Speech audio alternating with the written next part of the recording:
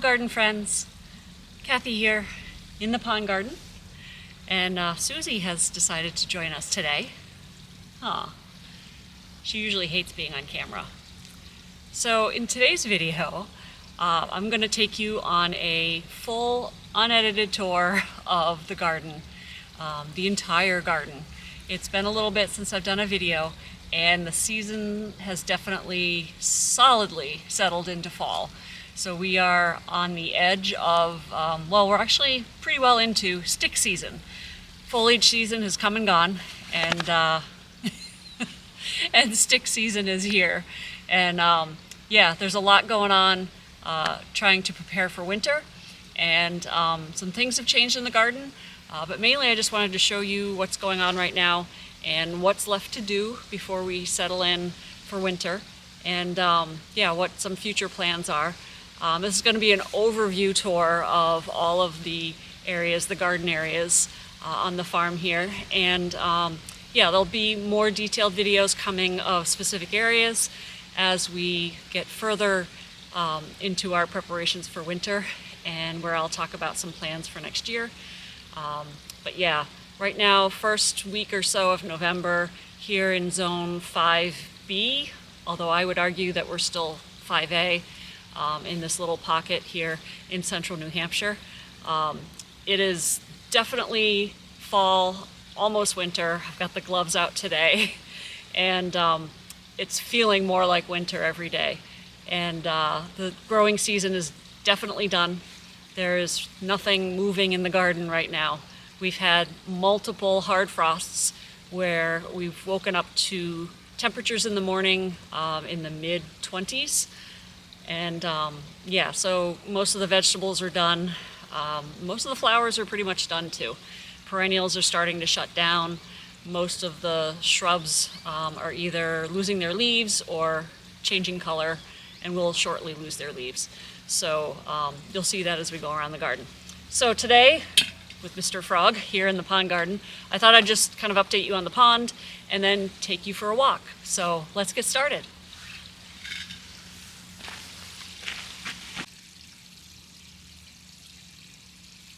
Keep on, Suze, look at the camera. Here we go. Oh, what a sweet dog. Susie is 11 now, or almost 11. So trying to capture as much video of her as I can. All right, so we're at the pond. Not a lot has changed in this space other than many of the shrubs have lost their leaves and are definitely going into their winter dormancy. I have not changed a whole lot in this garden. You can see the weeping birch is coloring up bright yellow. Waterfall is still going. The frog bit, which is supposed to be perennial here, has taken a bit of a hit with the frosts, but there's still quite a bit that is alive. And I don't know if the camera's going to pick this up, but there is actually netting now over the pond, most of the pond. It didn't quite stretch to this far, but it covers the entire rest of the pond and over into the spillway here, the little overflow area. And the reason for this is we have, sorry for the jerky camera movement, we have a large number of maples here right across from the pond, and the prevailing winds tend to blow the leaves in this direction. And so the netting is an attempt to keep most of the leaves out of the pond, so I'm not constantly trying to pick up leaves out of the pond. A few did get in, and I will definitely have to fish those out. So, but the vast majority of the leaves, luckily, stayed out of the pond. You can see I've still got the aerator going, and that aerator will go throughout the winter and keep a little hole open in the top of, in the ice that forms. There are probably frogs that are living at the bottom of the pond or are underneath the frog bit. And I haven't seen any in the last week or two. So hopefully they found their winter spot. The water hyacinth is pretty well frosted. I will fish that out of the pond before winter really settles in. I don't want dead material in the pond for very long. The waterfall, I'm going to keep going for another few weeks. Once the pond starts to freeze, to show signs of freezing, I shut the waterfall off and I pull the pump out of the bottom of the pond and bring the pump inside for the winter. The rest of the pond really is about the same as the last time I showed you the video. I have not done any additional planting. Really been focusing on other areas. But as you can see, everything has pretty much died back or is, the foliage is changing color and leaves are dropping. So pretty soon I'll be cutting down the perennials like this one here, whose name is completely escaping me at the moment. My apologies. I will put it on the screen. But the Joe Pye weed in the back there is pretty dead on the tops, so that'll get cut back. The swamp milkweed will get cut back, and then the rest of the shrubs will just lose their leaves and stay here in the winter. This beautiful switchgrass, which was a lovely burgundy color early in the fall, there's still some burgundy left in some of the leaves, but it's taken on this really lovely golden tan color. So I cannot wait to get more of this in the garden. And again, this is in a temporary spot. This because when I did all the planting, I just needed to get stuff in the ground. And the spot where I really want to put it, which is along this wall, wasn't ready yet. But I intend to divide this in the spring and source more and put a big swath of it on this side of the pond up against the wall. I think that will be really, really pretty. So the bog garden, let me walk around Susie here. Hi, Papa.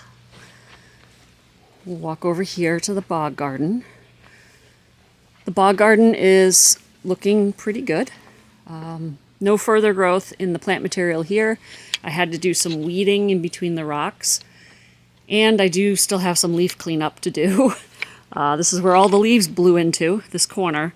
I'll take those up and put those in compost and grind them up with the lawnmower and put them in the compost bin. Clean that out before winter. Although I know more will accumulate in that spot, for sure.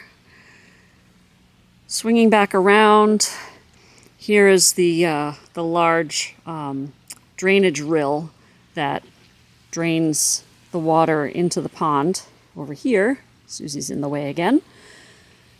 From all of the spring spots that come out of the wall here in the spring.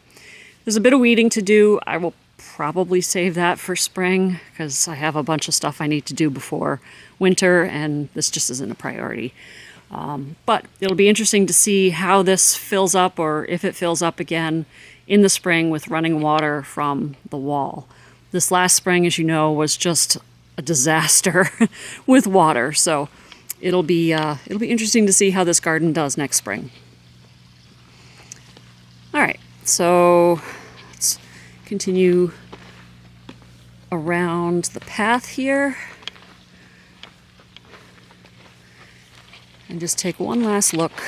Oh, actually, there is one more thing I've started, and this is something I'd like to get done before winter really settles in. Since I'm not planting anymore, we've started to get prepared to do a lot of rock work. And the edge of this pond garden here, you can see I've started digging weeds out.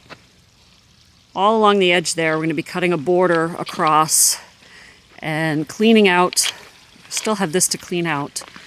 All this grass and weeds in here along this border and then up to the stone wall, the barn stone wall.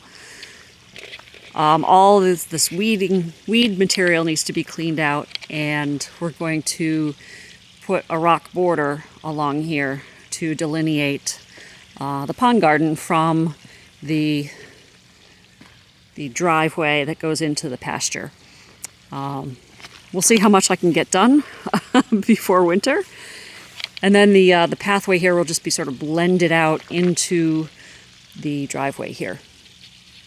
So that's what's left to do before winter. Hopefully we can get much of that done, and yeah, before winter. All right, turning from the pond, we'll take a wander into the vegetable garden, the market garden, and you can see what's been going on there. It's definitely looking a bit more barren. I have been working to take out plants and weeds and tarps and things. Open the gate. So earlier this year, I combined rows 1 and 2. Oops, the gate is shutting on me here. Pardon the screech of the gate. So I combined rows 1 and 2 into what will be espaliered fruit trees. The fruit trees seem to be settling in nicely. Mostly have lost their leaves.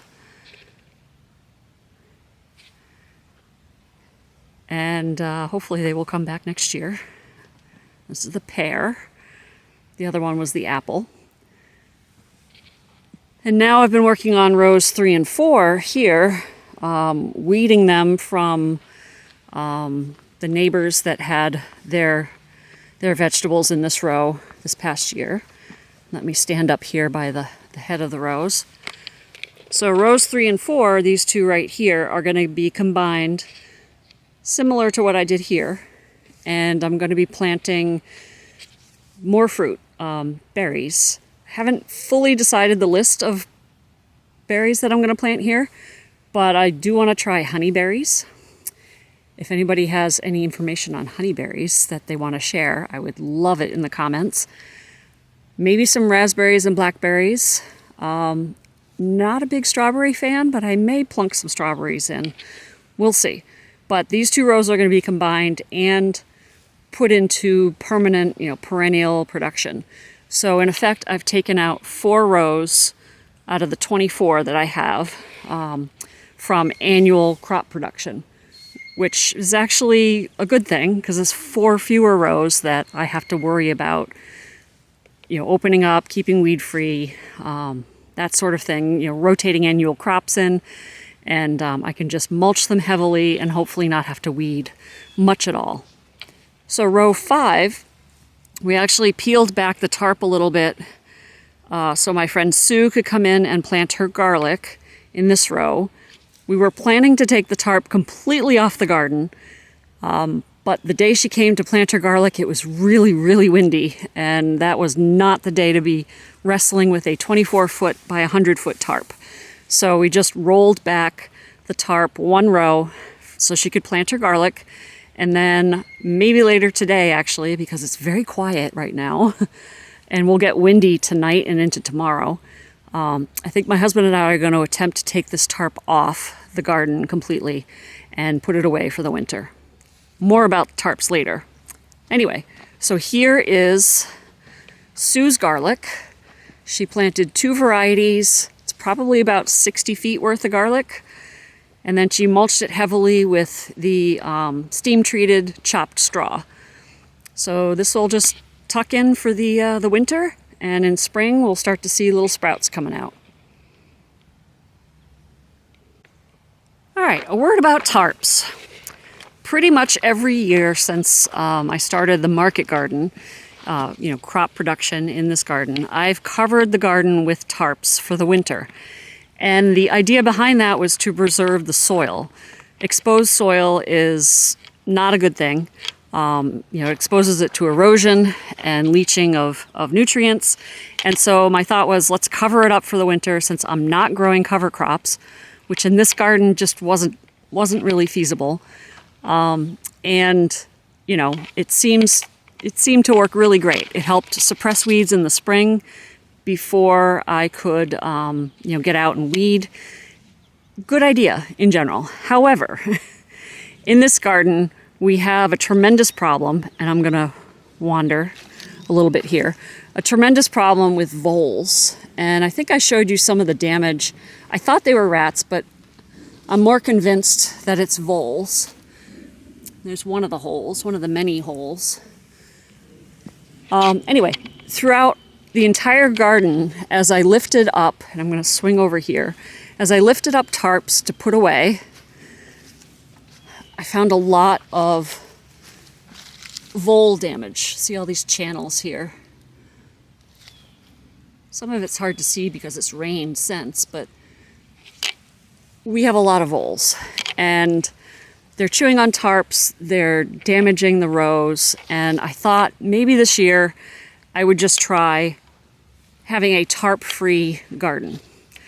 I'm still a little on the fence on this, but I think I want to give the owls and the hawks a chance to hunt voles this winter.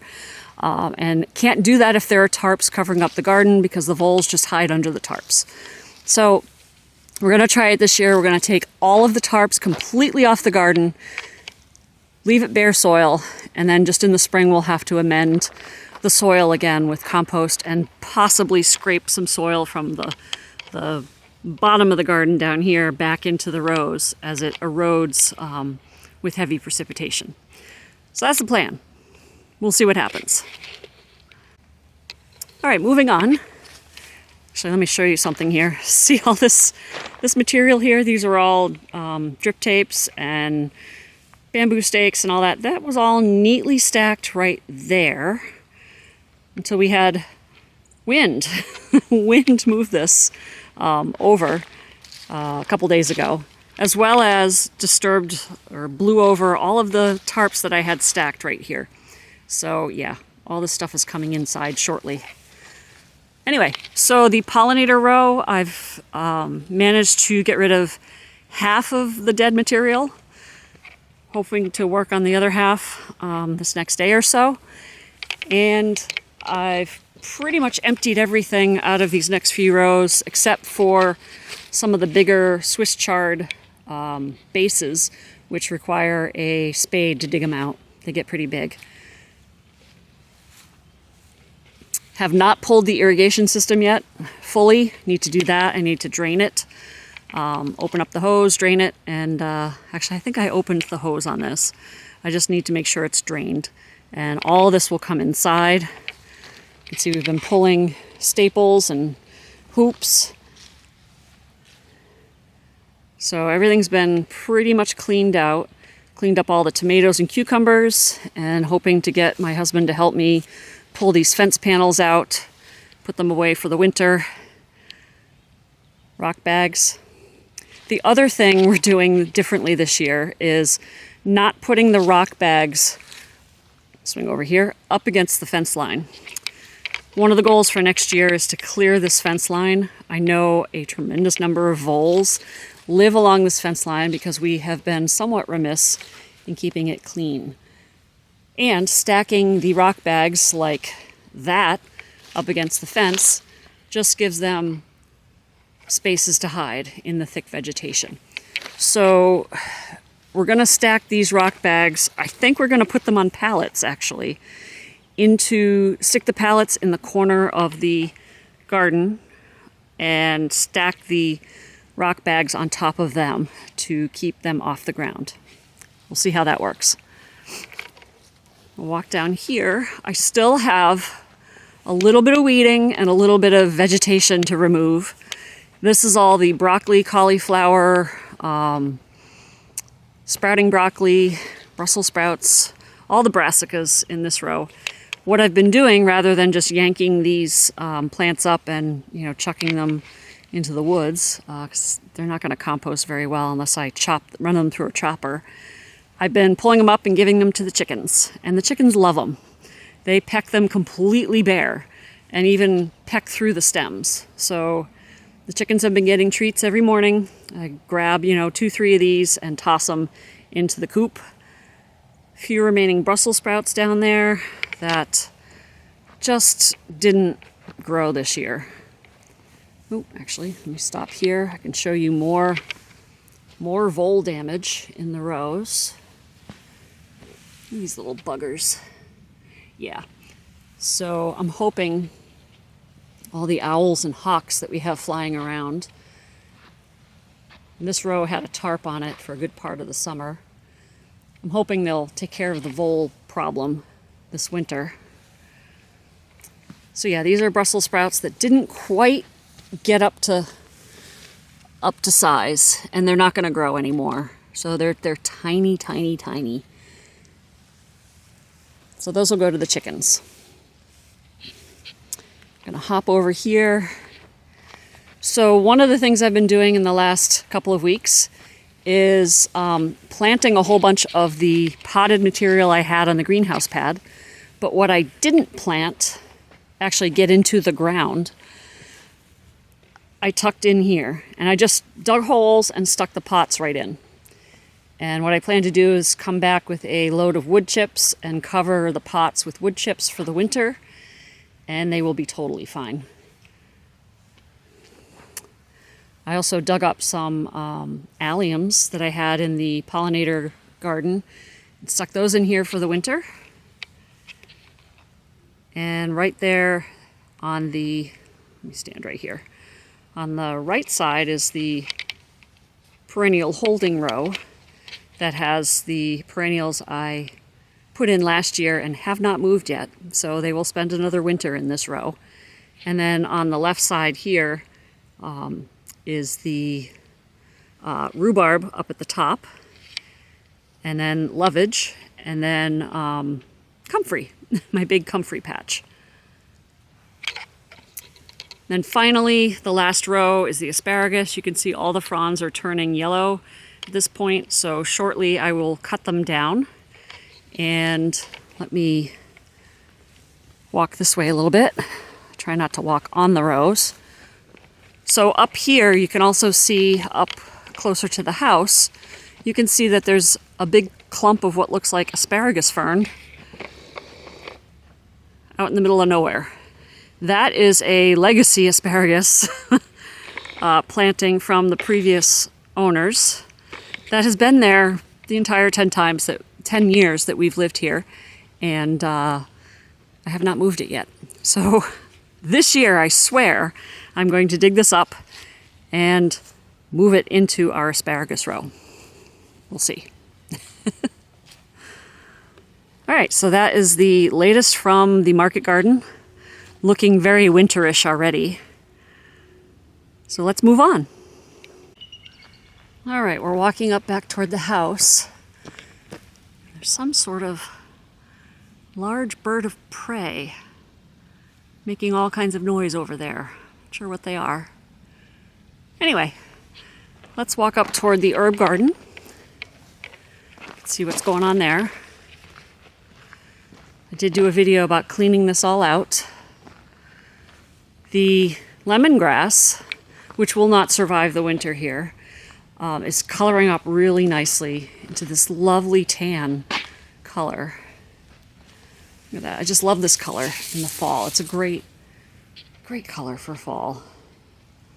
It's pretty. This will go completely beige and will die right to the ground in winter. So it's not going to make it. It'll get yanked out in the spring, when I do my initial herb garden cleanup. But that is pretty well done. Everything else looks pretty much the same from the last time I was in here cutting things. I did decide I'm definitely going to dig out some of this. This little grouping here is all catnip. Definitely do not need that much catnip. And I do believe it will be perennial here, so I think I'm going to eliminate like these 3 smaller ones in the middle. Yeah, I think at least those 3. And leave the rest for next year. And then same with this lemon balm. I'm going to narrow these lemon balm clumps down to just a few and allow the ones that are here to grow and expand. Definitely don't need that much lemon balm.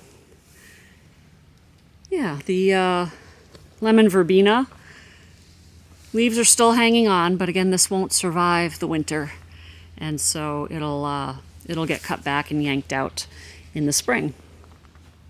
You walk this way. The sage border here is looking lovely. The colors really stand out now that there's not much else going on in this border. Just love this combination.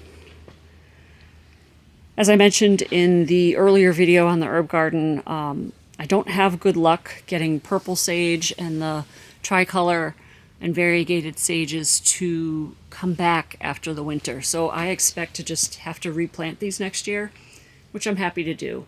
The regular sage, however, seems to do okay. So that should come back, no problem. Curly parsley looking great, as well as, come back this way, the flat leaf parsley. Still have yet to harvest some of this, harvest the rest of this to dry. I'm going to try another couple of methods to dry this, but it's still holding on. It can take some frost, so it'll still be around for a few more weeks. Almost time to take in my little leaf water feature here. That does not do well in frost, so that will go shortly in a couple of weeks. Let's walk along the front of the house and ignore the hose that's lying in the lawn. Have to take that in soon. I did just hack back the flowers on the little lavender border near the front stair. So got those all trimmed back for winter. The mum pots are looking pretty sad. We've had, a couple of really cold days, cold nights, so they're pretty much done. I usually leave them up till Thanksgiving and then yank them out for other Christmas stuff. But these may go sooner and just leave the pumpkins.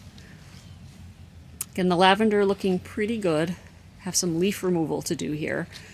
Clean that up for the winter. But all in all, the lavender border is doing really well. Hi, Miss Susie. All right, let's turn now to the shade garden. You can tell it's definitely deep into fall now. The shade garden has pretty much put itself to bed. I have mostly perennials actually almost exclusively perennials down in this end of the shade garden. And that's something that I will be, over time, changing. I would like to put in more shrubs in this section, particularly evergreen shrubs. But that will probably have to wait until I expand the shade garden out into this additional area in the coming year or two, because I don't want to have stuff competing with this big maple here. And I know the perennials are already suffering directly under the maple. So future plans. But for now, it is almost exclusively perennials, which die back pretty quickly in the fall. And as you can see, it's covered with a thick layer of leaves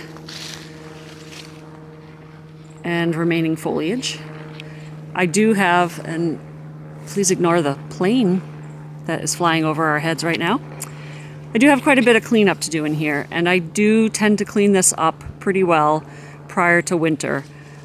I know there is a movement about leaving the leaves on gardens, and I get that, totally get it.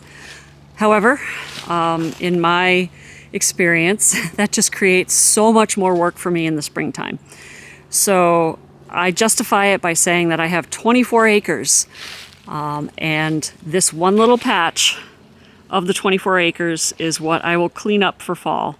And the insects and creatures can have the remaining 24 acres where I don't rake up leaves to do whatever they do in the winter cover of leaves.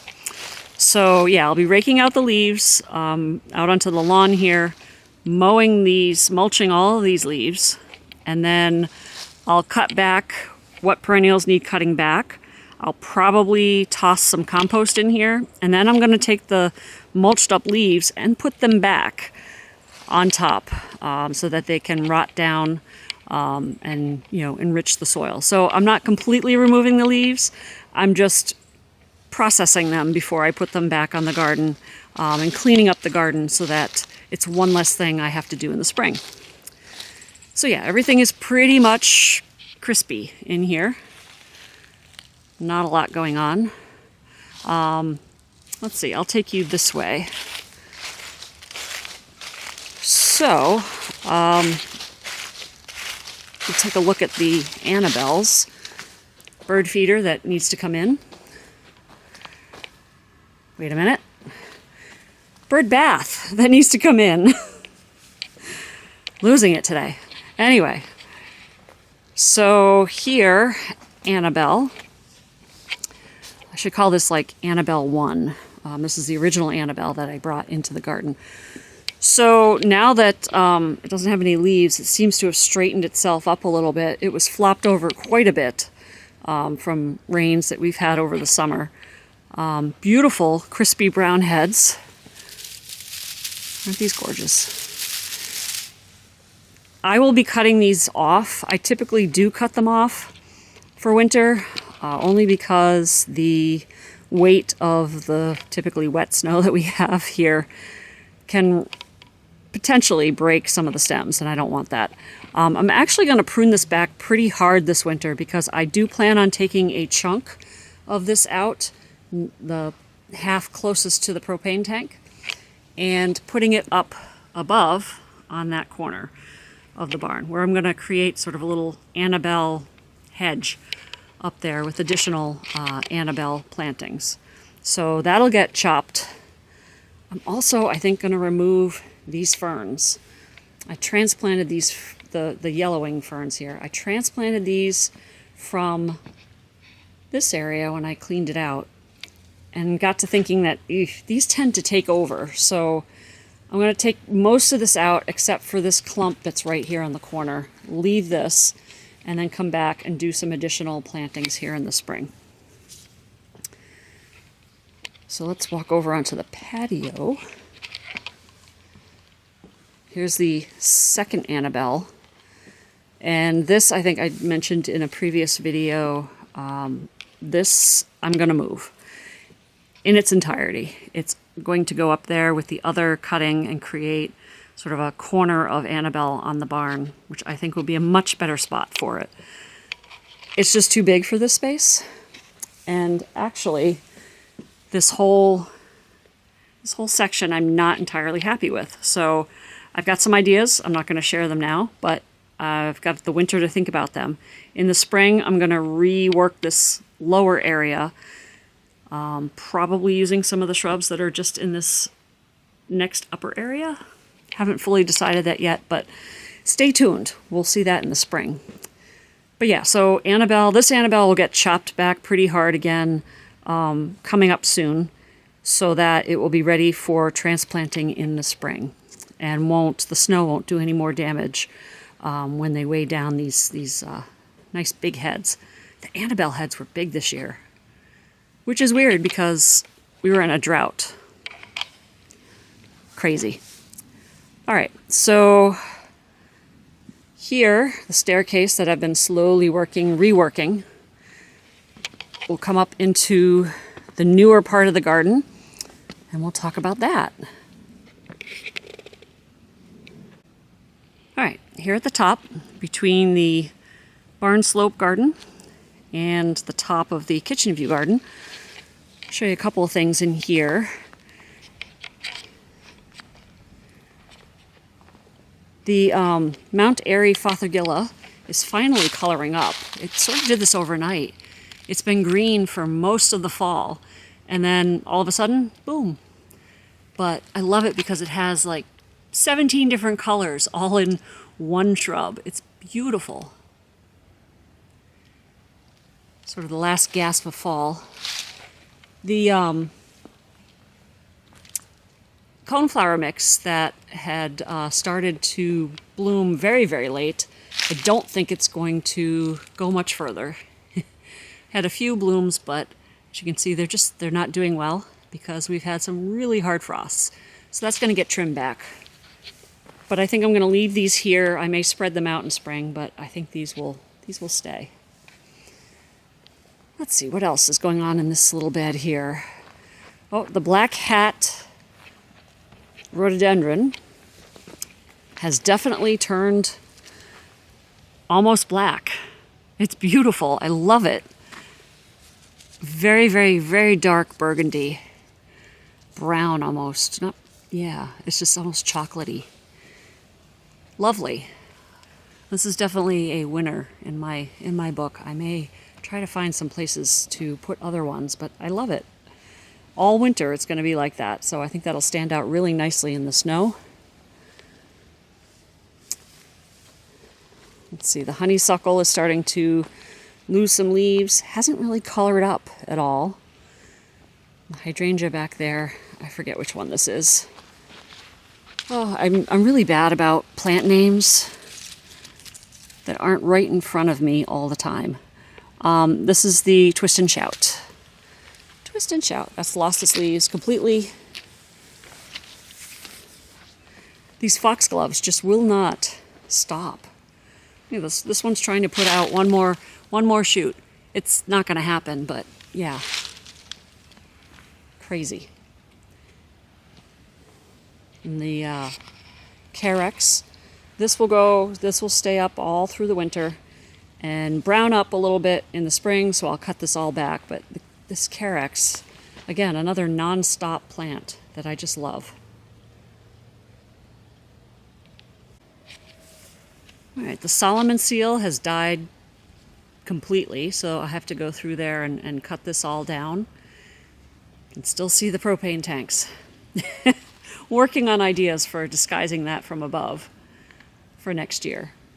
So let's walk back on the pathway through what will eventually be a really nice box hedge and take a look at this barn slope garden planting that was all done this year. So this is all new this year. Let's see what's going on here. Now this is just stage one of this garden. My goal for this year was to get all of the foundation plantings, if you will, the base shrubs, because I wanted a heavily shrubbed area. Get those planted and then slowly start filling them in with other things, grasses and perennials, so that it's not just what it looks like now, which is a collection of shrubs stuck in bark mulch, which I hate. But this was all I could get done this year. So slowly going to be filling these gaps in with perennials that hopefully will enhance the shrubs and fill in the spaces in between. I've started that with these peonies that I mentioned in a previous video. You can see the little sticks sticking up. There'll be some peonies in here. I've also planted some alliums. And again, I don't have the name. These were alliums I inherited from a friend, but they're white. So I've put some of those in here, and there'll be more coming in the spring. I'll be dividing many more perennials and putting them in the spring. But yeah, everything here is looking really great. Look at this cotoneaster. And again, I don't remember the specific name. I'll put that below. But the red berries are just beautiful. Beautiful. I love it. The magnolia is finally starting to turn. The leaves are finally starting to turn. This was green about a week ago, and now suddenly they're starting to turn. You can see the buds for next year right there. Beautiful. This Nishiki willow will get a massive haircut in the spring. I'm not going to do it now. I think it's better to do it in the spring. So we'll have these long arms of willow for the winter. It'll be fun to see how the snow plays on that. But in the spring, it'll get a hard haircut, and that'll knock it back down to size. Looks like the viburnum starting to think about dropping its leaves. Lovely. Little fire chief arborvitae. All right, so this space here will be where all the Annabelles go, mainly in this upper section, and I do plan to terrace it probably right about here with some rocks and plant something different down below. Now that I'm done planting plant material, my focus is going to be on completing the rock borders that are going to be edging this bed here. As you can see, I haven't really done much along here. Especially as you get over here where the slope is steeper, I'm going to be cutting back this slope quite a bit and building a rock wall, a low rock wall, to hold back the slope. So I have to do that all along. Did a little bit there, but all along this length is going to have rocks. It'll be really pretty when it's done. Still debating about whether to continue the terracing that I'm going to put here for the hydrangeas all the way across. Probably not this fall. That's a lot of work. We have a lot of rocks, but yeah. But that's something to think about for the future. So let's see, go back. I did plant Carex cuttings here and some more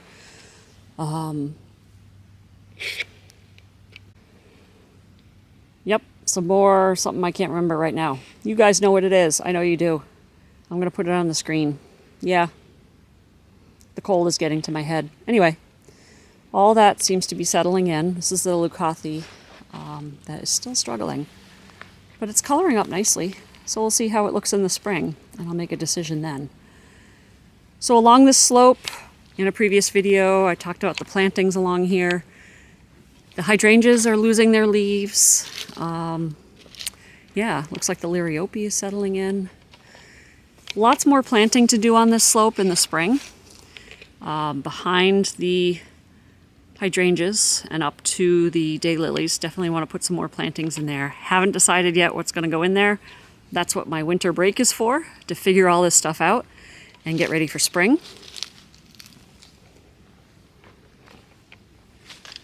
And so along here, not sure if I've shown you what I did over here yet. So here's the end of the west side of the barn slope garden. Here's the barn. So here in the corner, I planted the Liriope, which is covered in leaves right now. Like I said, this is completely unedited, so I did not prepare prior to this, so the leaves are where the leaves are. So a little triangle of Liriope, and then in between I planted some rose campions that I had in the pollinator garden. I love rose campion. Just the bright magenta flowers are like one of my favorite little flowers. Very old-fashioned too. So I filled in this triangle with the rose campion in between the Liriope. And then behind it, I put 3 cuttings of the salmon pink daylilies that I have in the herb garden that are from the previous homeowner. Don't know the name, don't know the variety, but I think those will be lovely there. Then I moved the sweet cone flowers that were in the upper part of the kitchen view garden, move them here. I think this is a much better spot. They're tall. I think that'll just be a nice accent right along the path. I can spread them around. And then here is the white beautyberry, which has now lost its leaves. It did actually have some white berries. I don't know if my camera's going to focus on that or not. But it did actually have a few white berries. So hopefully next year we'll have more. And then 2 of the miscanthus. Again, I'll put the name below. Those are settling in nicely. And yeah, the what the heck are these? Limelight Prime. If I'm wrong, I'll put that down below. These are looking great.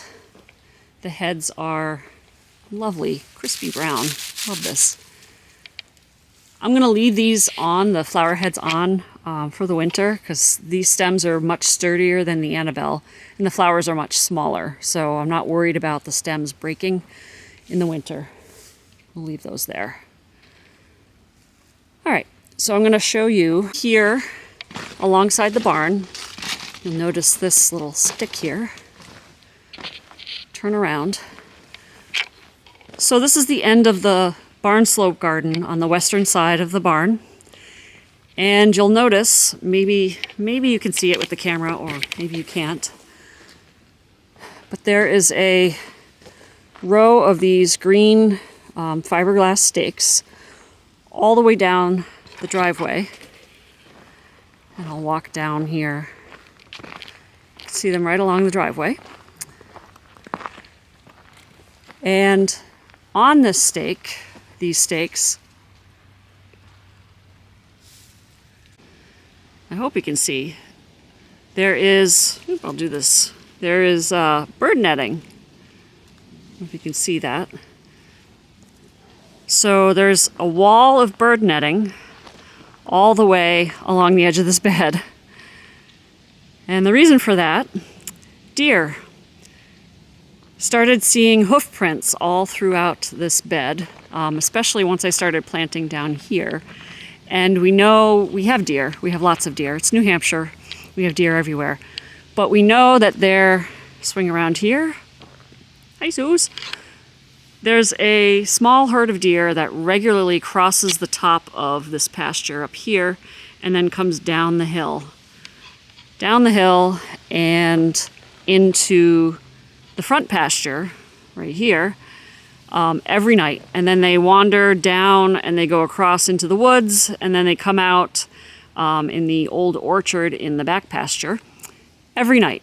We know this. And so what they started to do was take a little side journey over into here and start munching on things. They did munch on the hydrangeas here. And they actually munched on the rose campion that is in the little corner here the day after I planted it, the morning after I planted it. Several of these were mowed down to little nubs. So we know that they are starting to come in here, and as I put more yummy plant material in here, and especially toward the house, I know that they're gonna be tempted to come in here. I could spray, but honestly, with the amount of gardens I plan to have in this area, spraying is just gonna be unmanageable. There's just too much. So I need to physically exclude them. So right now the bird netting goes down across the west side of the blueberry structure as well. So it continues the entire length of this driveway down across that blueberry structure. And that's it so far. And it seems to have stopped them from coming in, which is good.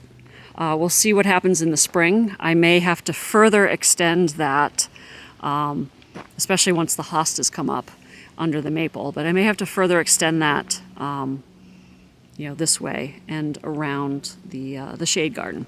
So we'll see. So right now we have deer netting. This will stay up all winter.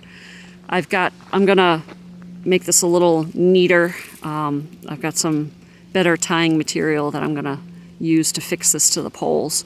But so far it seems to be working, which is great. All right, we're gonna take a little walk behind the barn to the native shrub border and take a look at this rock wall, which we are still working on. Have not finished this rock wall. As you can see, this area up here, this last bit over here, we still have some rocks to add to build up. Let me focus in a little bit on that. You can see all that brown area all needs to be covered with rock, built up. And that's what we're going to be working on in the coming weeks. Anyway, so this native shrub border has been struggling, and as you can see, I've put more of these fiberglass poles up. It's been struggling because of the deer. The deer have been in here munching. Most of the shrubs have lost their leaves, so they're difficult to see, but the deer have been routinely munching these poor plants. A lot of them, not all of them. So they've really struggled. I've done some replacements in here, and I'll talk more about this in spring. But I did use some of the shrubs that I had on the greenhouse pad to fill out the rest of this border. And then I'm going to do the same bird netting wall here, all along the entire 120 foot or so length, all the way down. So before winter. So that'll be fun. So let's take a walk. Just gonna walk down here. Let's take a walk to the end and I'll show you. Come on, Zeus. Let's take a walk. Come on.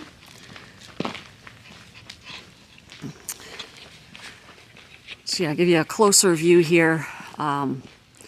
This whole area from about that rock or so that's sticking up, all along here we have more rocks that we need to build up this wall with all the way to about there. So still a lot of work to do, but I'm determined to get this done this year. It's been 3 years since we started this. Yeah. All right, so at the very end, we're coming back to the house. Here's the barn slope garden.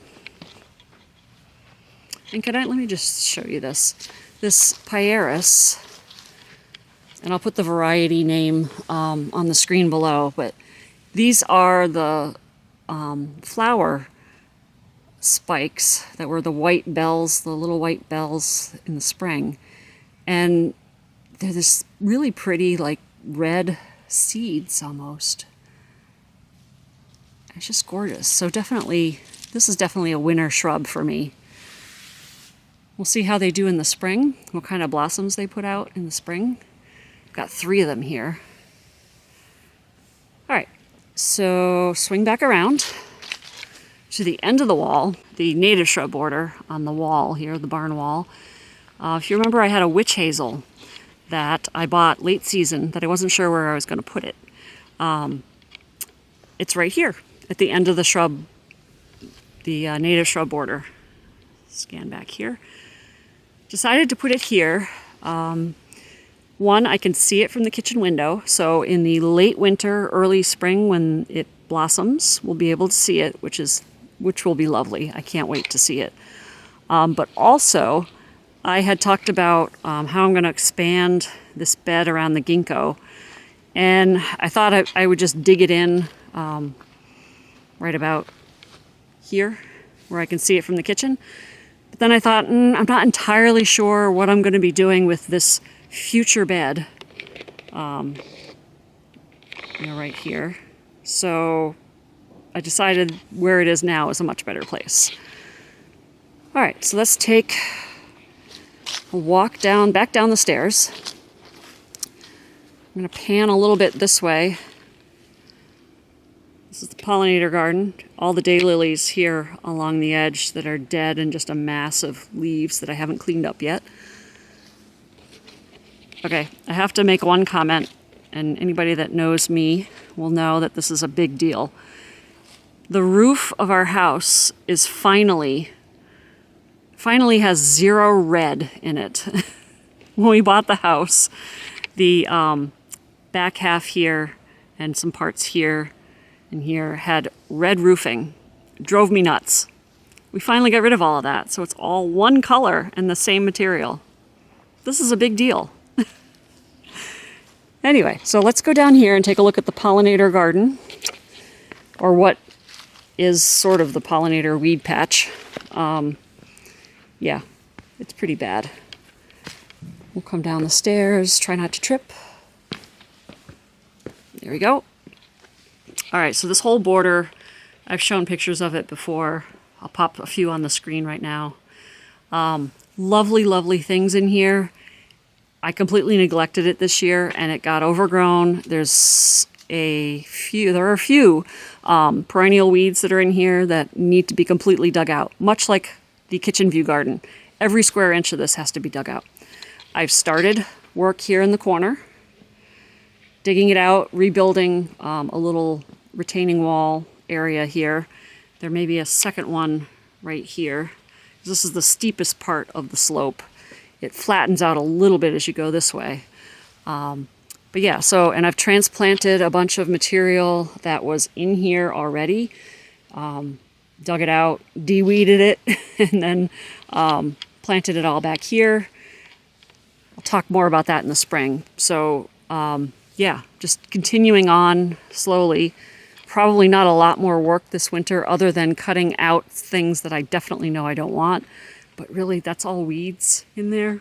Not much worth saving. But there are some beautiful things in here that next year will be sorted out and will look way better than it does now. Also, next spring, my one big project is all this grass here. And let me go to the end and pan back so I can remind you of this as we walk toward the greenhouse. Pan back. Hello, Suze. Oh, my husband must be out. So all this grass is going to come out, and going to redo the border of this pollinator garden, neaten it up. This is all going to be ledge pack gravel mix, much cleaner. So that's the one big project for next year. So for now, this sits and waits for my attention in the spring. All right, the final update. Greenhouse is completely closed for the season. All the sweet potatoes went inside to the basement, and it's closed up for the season. The heater's taken out, it's done. And all of the plant material, with the exception of one plant, it's a river birch that I've got to get in the ground this week. All the plant material is gone. There are a few pots of dead stuff over there that I have to clean up, but the greenhouse is officially closed for the season. Well, I think that's it. I'm really cold right now. The air has definitely turned raw, and my blood hasn't thickened up yet for winter, so I'm gonna call it a day. I hope you enjoyed this tour of the gardens as they are in the first week of November.